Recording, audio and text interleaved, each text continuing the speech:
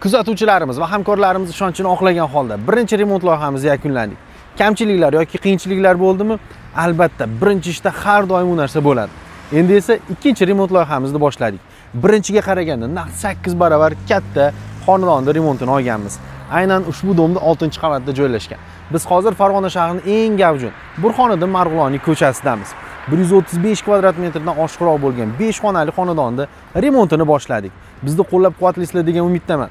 Videoga like bosing va albatta izohlarda o'z takliflaringizni va fikrlaringizni yozib qoldiring.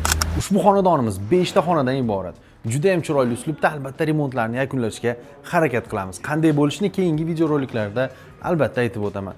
Hozirgi kunda naq 2 hafta davomida bu yerda nima ishlar qilindi? Elektrik ishlari to'liqligicha yakunlandi. Santexnika, отопление ishlarini usta akalarimiz zo'r qilib bitirib berishdilar. Juda ham chiroyli chiqdi. Hozirgi kunda esa devorlarni tekish ishlari olib borilmoqda. Shtukatura setkasi devorga qotirilmoqda va padmayak rodminlab tekislanmoqda.